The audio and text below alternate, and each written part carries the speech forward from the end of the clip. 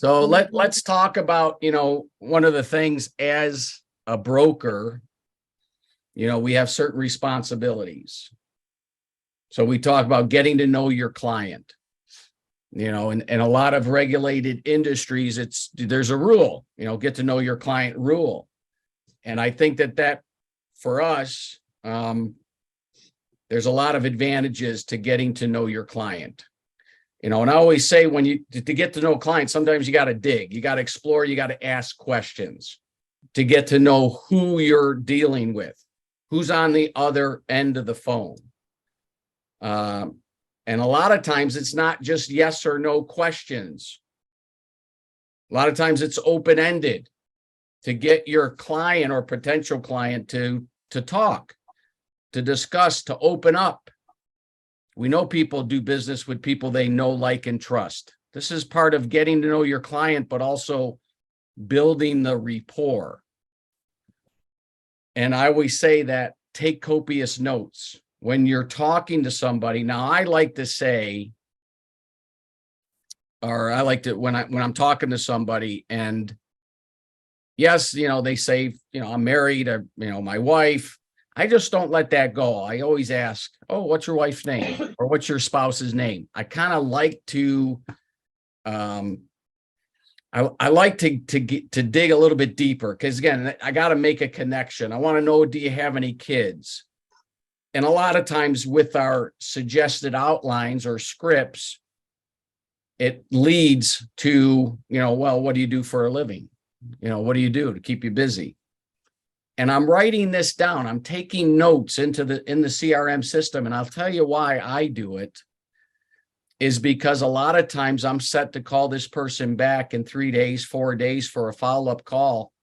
A lot of times I'll forget what we talked about. I'll forget who they are. And the notes bring me right back to that initial conversation. And also, I think it's important that if I'm out sick today and someone needs to get called, and I give this prospect to Gary, to Joyce, they can go right in, look at the notes, and get updated on where the prospect is and what you talked about. So it's really copious notes are so important, I think. And getting to really know the client, it shows that you care. They're not just a number. They're not a dollar sign.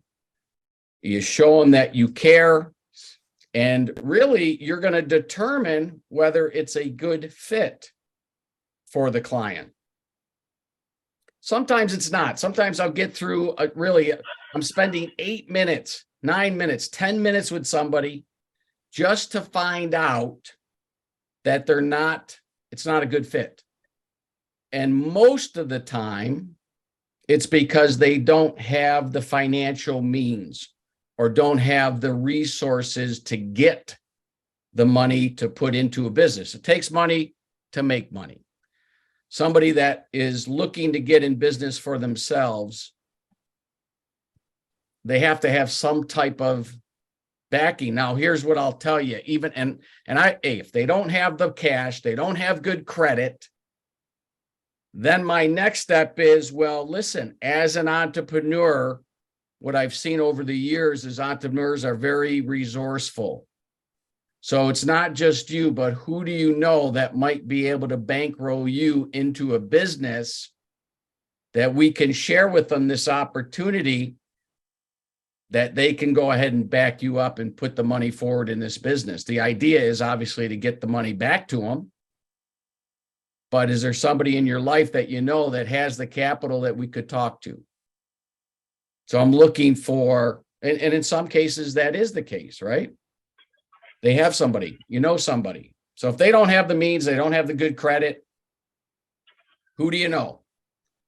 And I like to take the temperature, because here I am. Sometimes I love to hear myself talk, right? I got such a great story I want to share with the prospect, but it would make sense for me to take their temperature. Now, a couple key words that I ask, you could say, hey, so tell me, what do you think about this opportunity? Or listen, tell me how you feel about this opportunity. Two different words have two totally different meanings. When I ask somebody, what are your thoughts? I'm tapping into the analytical side of that prospect. That might not be the true temperature. So a lot of times I'll replace that think with feel. Tell me, how do you feel about this business at this point? Do you feel it's something that could fit into your lifestyle? Do you feel it's something you can get excited about? You're tapping into the emotional side. So sometimes I don't like to use the word think, but I do want to take the temperature. Here, I'm going to send them a proposal. That's the idea. But I want to really see if it's something that they could get excited about. Tell me, how do you feel about it? Do you see an opportunity here? Great. Then let me explain to you the next step. And the next step is obviously the sales process, right? Let me just say, did I miss anything? Okay. So the sales process hasn't changed no matter what business you're talking to somebody about, a prospect. The sales process is the same. Very little variations. But when someone's going through this sales process, when you're taking somebody through that process, I always say they're going my way. The lead comes in, great. That's step one. There's an initial email. Try to get a non-disclosure form, especially with Brio Laundry. We know that, first of all, it's a cash intense business. You need a lot of capital for Brio. So I want to send an NDA and get that filled out because I want to see where they are financially and see if it's a good fit from that angle before I send them a whole bunch of information. That if they don't have the financial means to even look at this, now I'm saying, okay, Brio might not be a good fit. You don't have the capital, but let me ask you this. If I could show you a way to still get paid on people doing laundry with less out of pocket, no monthly overhead, and no liability, would you be open to hear about it?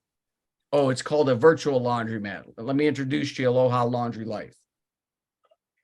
That's my go-to. I have a prospect that's interested in the laundry business. Trust me, not everybody's a candidate for Brio, but I think most people can be a candidate for Aloha. Not everybody, but most.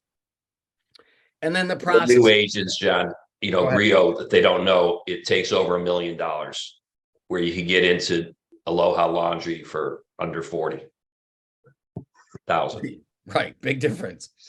Big difference. And, somebody could get, at a minimum, I tell people it's 750,000 to 1.5 million, and that's depending on the size of the location. Bigger the location, the bigger out of pocket, that's bigger the overall cost.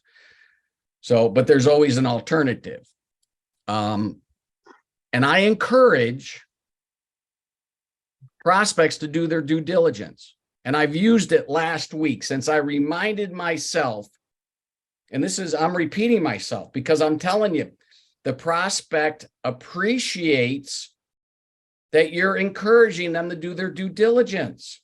Come right out with it. Listen, I want you to do your due diligence. I want you to have total transparency on what the company is, what they have, and where they're going. I want you to see everything, but I want you to do your due diligence. They appreciate that.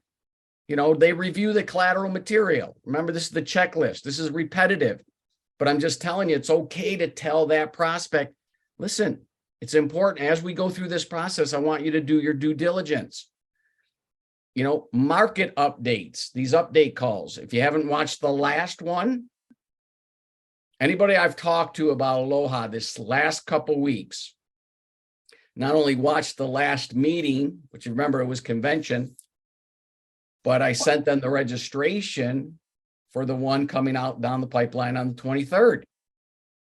They're having another update meeting. This is very important.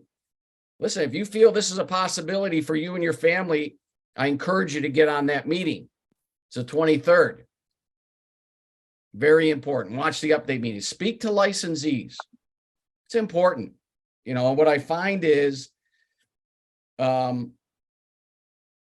working with one prospect that did speak to 5 licensees for Aloha. 5. Now there's some that have not been responsive, and that's okay, because guess what? We got to replace them. I want everybody on that list that's willing to speak to prospects, your prospects. That list is very important, to speak to people that were exactly where your prospect was, looking to put money into a business. Talk to them, find out why they did it. And I can tell you, each and every time, even though income varied, there were some people that were newer, that they hadn't seen any money yet, but were upbeat, optimistic, had everything good to say about the company and the leadership and the direction. There's nothing negative. You can't say the wrong thing to the right person. You can't say the right thing to the wrong person. So master licensees, they'll say what they say, but she talked to 5 of them, and it was very positive. Did not impede progress of the sales process. In fact, she's still going our way. Speak to the owner. One thing, and we're going to hear from Josie here in just a little bit, talk a little bit about Sunset Sculpting and Smile Spa, is that owners are available to speak to prospects. Very powerful. In the licensor is willing to speak to the potential licensee. Great part of the process. And part of the sales process. So the owner, what does the owner talk about? Their own experience. One thing is Josie knows the business, does the business, has success in the business. All she can do is share her experience with a prospect and let her know what she's seen, what she's doing. Can be very powerful. So every company that we represent, there's somebody either running the company, that owns the company, that can speak to prospects. Larry does it for Cozy Ven. Larry, I think you've been brought into just about every sales process. Gary has leveraged you in speaking to your prospects. So I would say, yes, you could say speak with the owner. In the case of Cozy Bend, I would say you can speak with the CEO, because I have partners. And so CEO is an empowerment term. But yeah, I think that as a licensing agent, especially if you're new, you can't expect possibly to close a $50,000 or $100,000 deal. However, the CEO of the company that's been doing it for 5, 10, in my case, over 30 years, I'm in a better position to say the right things, to give the credibility and the confidence to close the deals for you. And the good thing, and Gary will attest to it, you get the full commission, even if the CEO does all the selling for you. That is true. Yeah. And of course, if you're talking upside potential, and we spent some time on it last week, for those that are new to these meetings, back on our private forum, Advanced Licensing Private Forum, just for agents, or just for brokers. I got to used to the new terminology.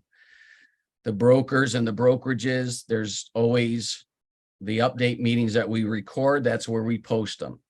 So we talked about, if you're going to talk upside potential, you have to weigh it with the downside risk.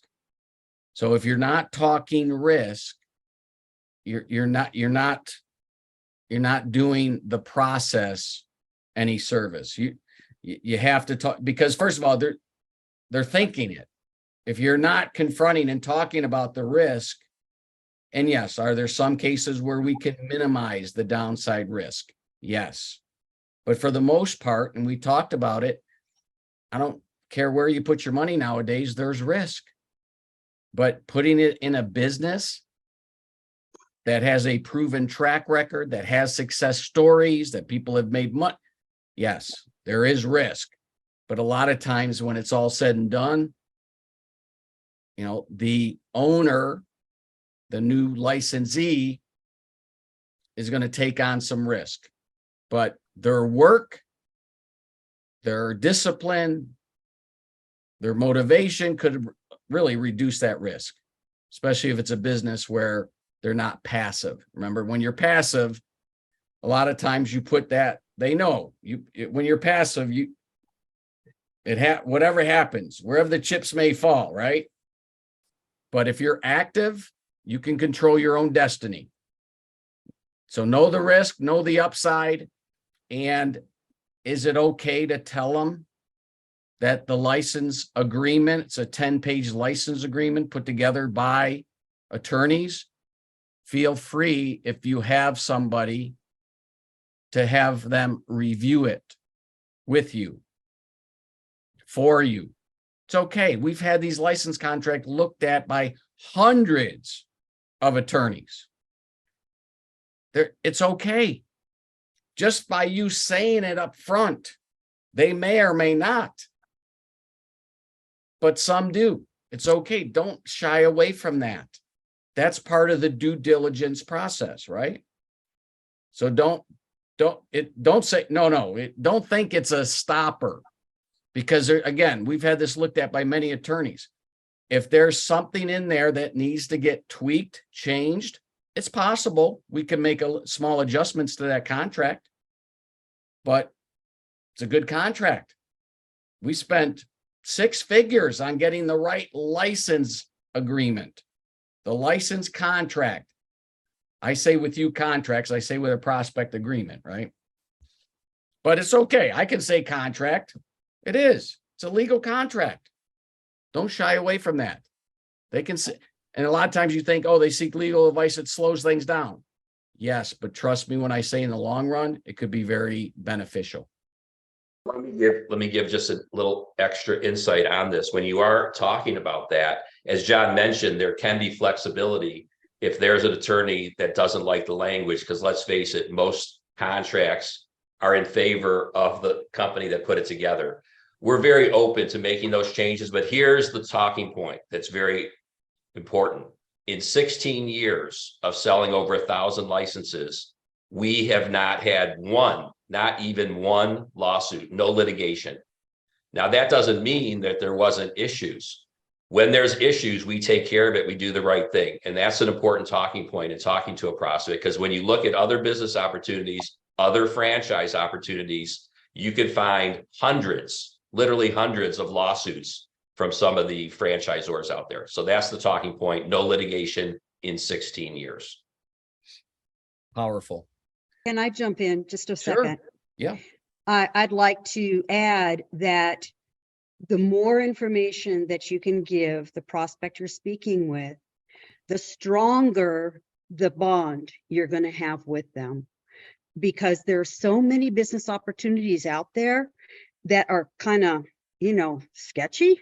Mm. And it's a breath of fresh air when you're talking with a prospect and they're looking at this business opportunity and you're saying, hey, company policy is this: complete transparency, total disclosure, all the cards on the table before any money changes hands, any contracts are signed. You'll have the opportunity to be on a Zoom call meeting with the corporate team or talk to the CEO, your choice. We want you to dig in and learn who we are. And that just strengthens the bond that you have with that client, with that prospect. And they feel relieved that they can address these questions that are in the back of their mind with you.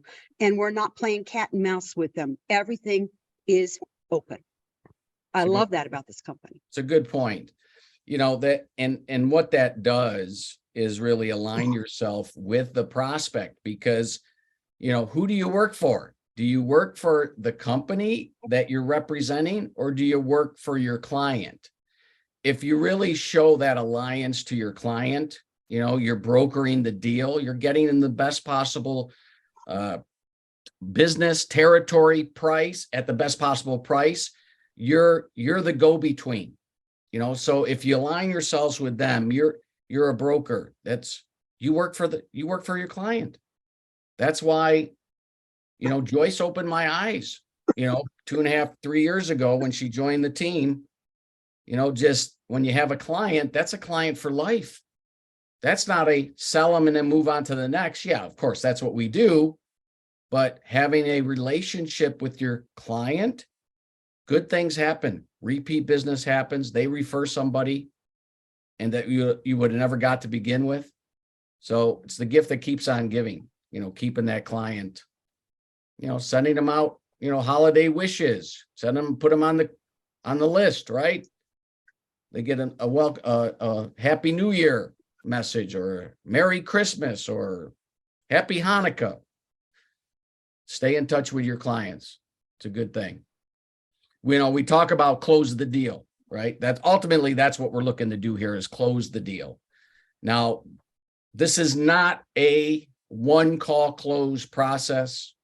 There are some deals out there where you can do one call closes. In our arena, in our world, it's not a one call close.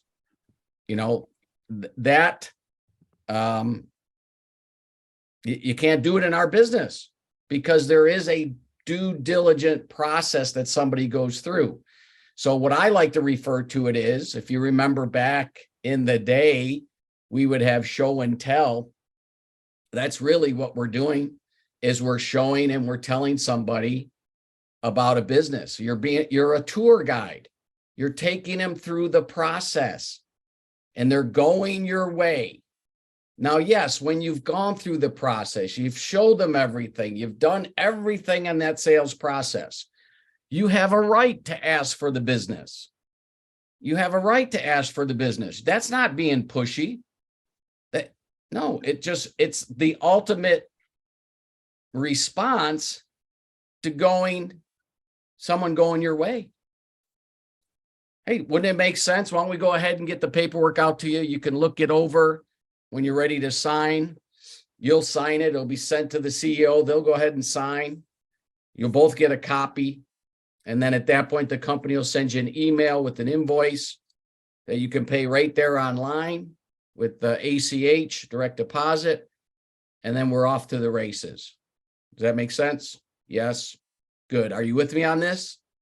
Yes. Well, congratulations. I'm shaking your hand through the phone. I'm giving you an embrace. I'm hugging you, however the relationship is, right? So ask for the business. You have a right to. You've done your job. It's time to move forward. So responsibilities of a broker or a brokerage. It's very simple. I say one of the responsibilities. We have a number of responsibilities, but today we're just going to talk about lead development. Why is that important? As an independent broker, as a brokerage, where you're the leader of a team, is build the pipeline, right? We can never have, there's no such thing as having enough leads. I don't think that's ever, I've never said it in all my years because it never is. You got to continue to build the pipeline. There's really, you're either selling or prospecting in this business. That's it. And when it's all stripped away, that's the simplicity. Selling, taking somebody through the sales process, or prospecting, building the pipeline. So as a broker, you become self-reliant. You don't have to worry about anybody providing leads towards you, for you. So be self-reliant. It's your own business. Take it that way. You get a higher commission. There's a premium when the company spends a lot of money. I can tell you this. It's one of the biggest expenses we have is lead development. That's a fact. We're all about keeping the overhead low, but advertising for ads, getting leads, very expensive proposition. Just the nature of the beast. So if you're using a company lead, yeah, it's not going to be full commission. But if you're self-reliant, you're building your pipeline, you're going to get a higher commission. It makes sense. And you're always looking for talent. Because here's what I'll tell you, when you're out there prospecting, you never know who you run into. You never know that you run into somebody that might not be a good fit for a business, but my goodness, they could be one of your brokers. They could be on your team. We're always looking for talent, people bigger, stronger, faster, smarter than you are, smarter than I am. But that's how you build a brokerage business, is attract talent. And, you know, I always say, I don't get threatened by people that are smarter than me, which are most people, but I can tell you this, that I can get them on the track that they can perform and really make the income that they want. What a gift that we're able to give somebody. So You build mentioned, that. John, Go ahead. let me mention that, John, in terms of leads Mhm. and prospects. So more than half of the new agents on here are chapter presidents. We launched this chapter president opportunity, waiving any license fee for you to be a chapter president as an empowerment for you as an advanced licensing agent to be that chapter president. Now, what does a chapter president do? Give away free memberships to any business owner. Guess what? Every single member that you have, Fred, you've given away dozens of memberships, in the last week or so. Every one of those is a lead for national expansion, because not only do we sell licenses, but we are looking for new clients to become part of that portfolio. So you have entrepreneurs in your local community that are already leads for you. They're your members that may be interested in national expansion through licensing. So, keep that in mind. It's not just running ads. It's what Joyce does, developing relationships and finding referrals. Those are the best leads. It's great. Most of the sales we've done over the last 16 years has been from an ad, but the best leads are referrals. And the best leads are your members that may be interested in national expansion, where the commission rate on those consulting fees are larger, and you're going to get a residual income on every license that's sold, whether you sell it or not. It's big. It's big. Yeah, that I say it's the ultimate lead system, is having a chapter and signing up members free. Good point. All right. When we talk about being a licensed broker, now you can refer anybody to be a licensing broker, or let's say they become an agency, their own brokerage, right? Well, you recruited them, you'll get a recruiter bonus for as long as they're in business. I mean, that's another gift that keeps on giving. But when you are in that position of being a brokerage, now brokerage does a couple things. I always say, lead by example. If you're a licensing broker and you have a team of brokers, I always say it's easier to lead by example. Leaders lead. There's no two ways about it. I say it's all about writing business. You have to not rely on somebody else to make your paycheck, even though that can happen. But you want to create your own destiny. You want to create your own income. Leaders lead, but they're also there to guide and advise, to help the broker hone their skills, get better, become better at the process, get better on conveying information to the prospect. As a salesperson, as a broker, I'm always looking to get better. So I'm giving myself information to become a better listener, better skills that's going to help me in what I do. Be the support system in action. And show, don't tell. I always say, yes, show and tell is part of the process, but as a leader, it's easier to show somebody how to do something than tell them how to do something. It loses a little something when you are trying to be the director of a movie, opposed to being right there amongst your peers and doing the business yourself. So leaders lead. I think that's important. Oh, by the way, a leader is one that knows the way, goes the way and shows the way.